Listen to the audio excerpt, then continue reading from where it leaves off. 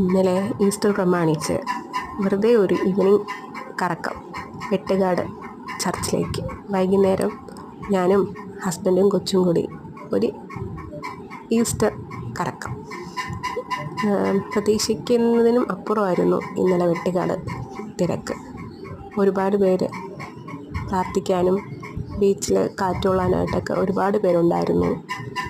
പിന്നെ ഈസ്റ്റർ ആയതുകൊണ്ട് തന്നെ പ്രാർത്ഥിക്കാൻ പുറത്ത് അവർ കസേരകളും ഷെഡുകളും എല്ലാം കെട്ടിയിരുന്നു. അകത്ത് ഞങ്ങൾ പോയപ്പോൾ പ്രത്യേക പ്രാർത്ഥന നടക്കുമായിരുന്നു. ഈ ഞായറാഴ്ച പൊതുവെ ഞങ്ങൾ പോകാറുള്ളതാണ്. എന്നാൽ ഈസ്റ്റർ ആയതുകൊണ്ടാവാം ഒരുപാട് തിരക്കുണ്ടായിരുന്നു. ഓക്കെ, പുറത്ത് കസേരകളും പ്രാർത്ഥിക്കാനുമായിട്ടൊക്കെ പ്രത്യേക ആൾക്കാർ ഉണ്ടായിരുന്നുണ്ടോ. അങ്ങനെ ഞങ്ങൾ പ്രാർത്ഥിച്ച് ബീച്ചിലോട്ട് പോവുകയാണ്.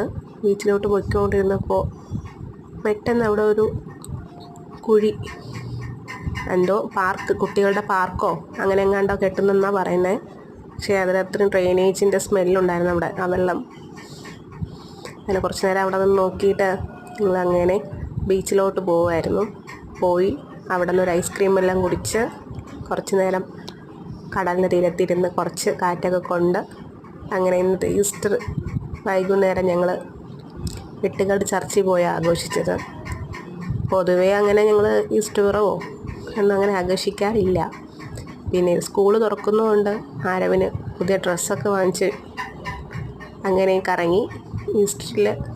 ഈസ്റ്റർ ആയതുകൊണ്ട് വെട്ടുകാട് വന്നു, പ്രാർത്ഥിച്ചു, കടപ്പുറത്തും പോയി കുറച്ച് നേരം ഇരുന്നിട്ട് വന്നു.